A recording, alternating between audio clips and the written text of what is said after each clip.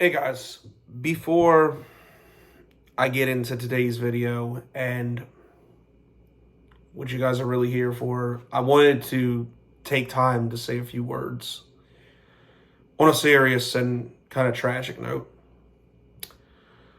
First off, I found out yesterday that on December 30th, we lost a guy that some of you know as the old number 77 guard for the Jaguars. Some of you know him as the observant lineman on YouTube.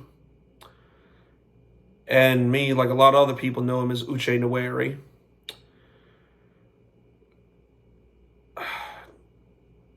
We lost him at the age of 38 from what's being thought as a heart attack or heart failure. I'm not sure exactly. I'm not going to speculate. I'm just going by what I heard. And I'm not going to sit here and act like I was completely buddy and best friends with him, but I met Uche when he played for the Jaguars outside the stadium, like I do a lot of players.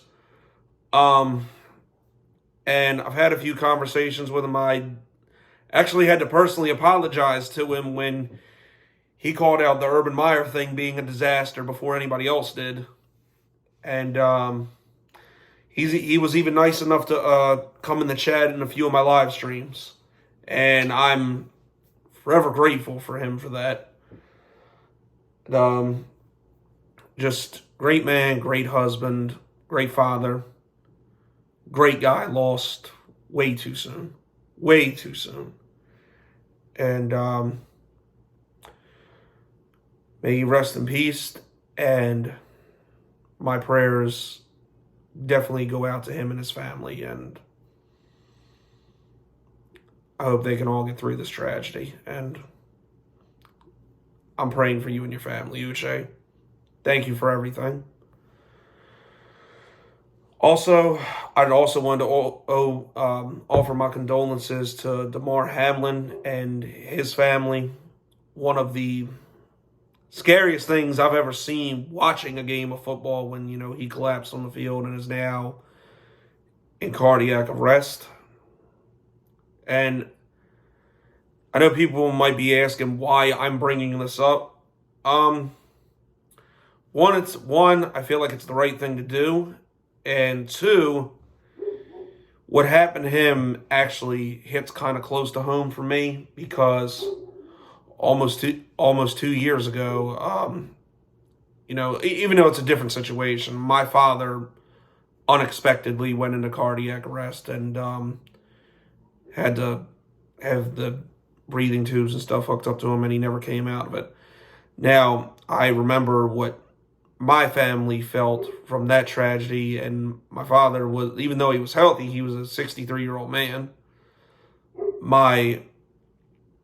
But to see, so just knowing how bad that was and seeing, and I can only imagine with this kid who's 24 years old, 10 years younger than me, what his family is going through.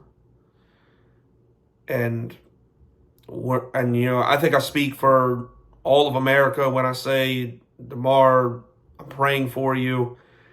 I hope you come out of this. I hope you can resume your playing career. And I hope you are still able to have a long and prosperous life. Thank you. And on to the video. God bless and prayers to both of these families in this tragic time.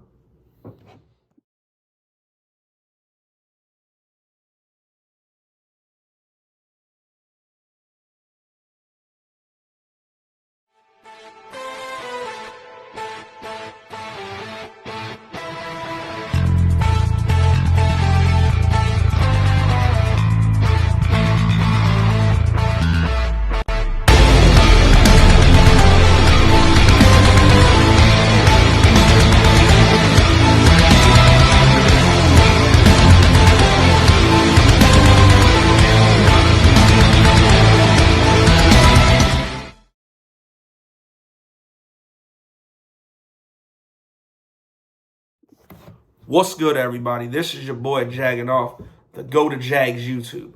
904 to Bowl City, Duval. We in the fucking building yet again. Well, guys, we made it this far. It's been a not so typical year for the Jacksonville Jaguars this year, hasn't it, guys?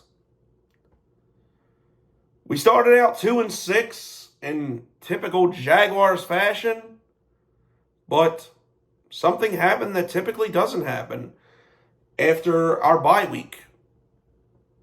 We started winning and beating not just any NFL teams, but good teams, like the Ravens, the Dallas Cowboys, the Jets back when they were good. It's been a crazy year. And now here we are, first place in the AFC South, and have a chance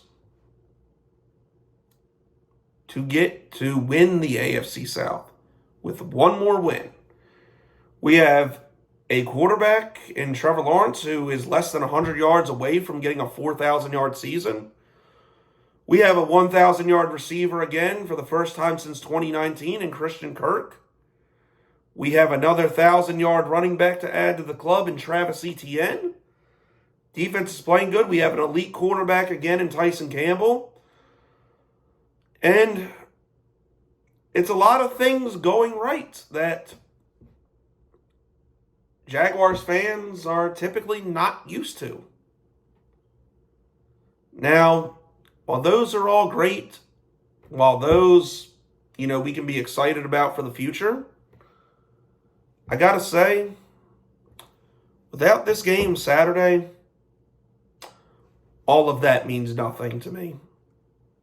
It means nothing. And there's some reasons for it. When you look at Trashville, how they are now, how bad they've sucked, how they don't have a receiver to speak of, how Queen Henrietta can't really carry them anymore, with how banged up and injured they are, which of course that's going to be the excuse, but they sucked before the injuries. And it's really not anybody that significant besides maybe Tranny, who by the way has sucked this year. To lose to this team at home in prime time, and which, by the way, holy shit, the Jaguars got a prime time game that isn't Thursday night football. I can't fucking believe it. To lose to this team, to lose to that team, after all the shit we've been through, after all we've had to overcome to get this far, it means nothing. And I know there's going to be some people that are going to be like, oh, well, if the Steelers, Dolphins, and Patriots all lose, the Jags can still get the wild card spot. Nah, fuck that. No, absolutely not. No, I'm not banking on that. Because the other thing is, Trashville still gets to go to the playoffs, and we're still under them. I'm here to finally say enough's enough. Enough's enough of this sack of shit fan base, team, state that don't deserve anything. Anything.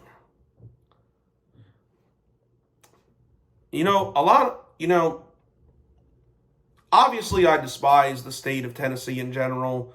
Obviously I'm against everything hillbilly, with their cousin fucking, meth smoking, banjo playing, all those shenanigans and atrocities that they commit on a daily basis in life. But from the football side, one of the biggest reasons I hate the Tennessee Titans goes like this. For those of you younger Jaguar fans that didn't live through this, let me give you guys a brief history lesson. The year is 1999. The Jacksonville Jaguars, believe it or not, had one of the most dominant teams in the league that year. Mark Brunell, Fred Taylor, Jimmy Smith, Keenan McCardell. One of the best years ever to be a Jaguars fan. And everybody was anticipating that team going up against the greatest show on turf in the Super Bowl.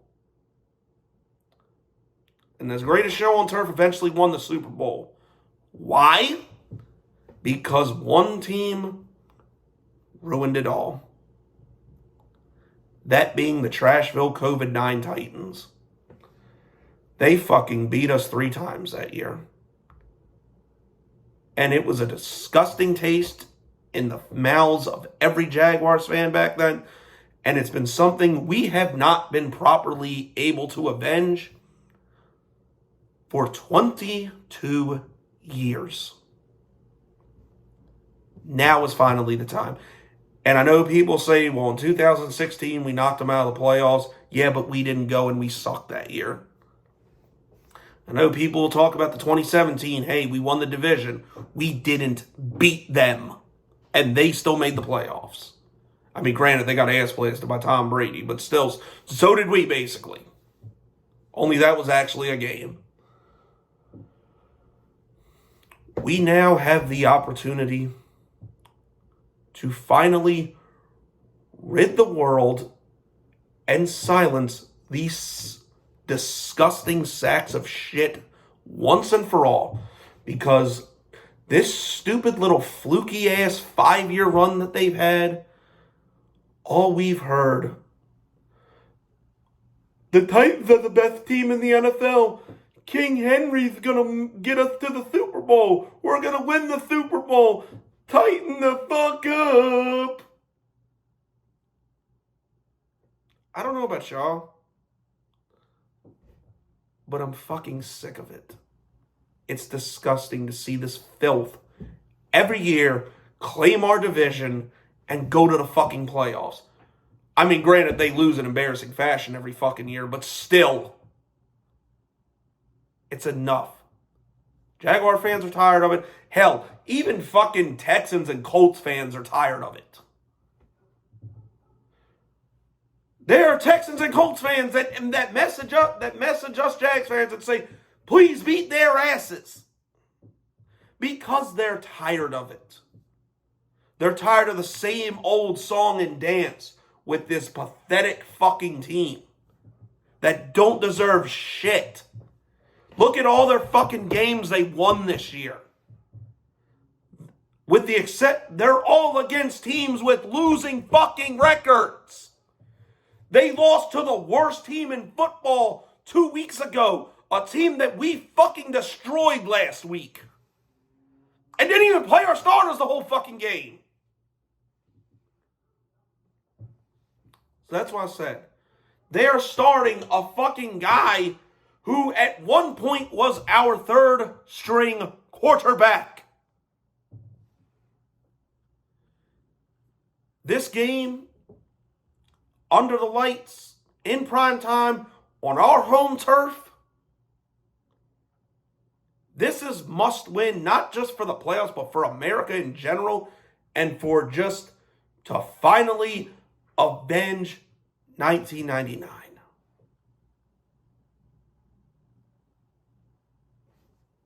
This is long overdue.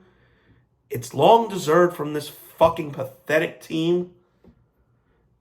It's time to put Trashville out of their fucking misery once and for all. I said fuck next year back when we beat the Cowboys because, okay, the Jags are going to be good next year. That's great. But we have the chance this year. And I'm not going to sit here and say we're going to go on this deep ass playoff run and win the fucking Super Bowl like they do every fucking year. But goddamn it, you give us a chance, you never fucking know. We got a quarterback that can compete with anybody. We got a running back that's amazing. We have a head coach that took a team for 50 that people said for 50 fucking years would never win the Super Bowl, and he got them their first Super Bowl with a goddamn backup quarterback. So you never fucking know. We got that chance. We have the chance. to finally right a lot of wrongs. And most importantly, put this fucking piece of shit franchise out of its misery. So I'll say it again, Jaguars. I'll say it again for Jags Nation. Fuck next year. We won it this year. We finish the job on Saturday.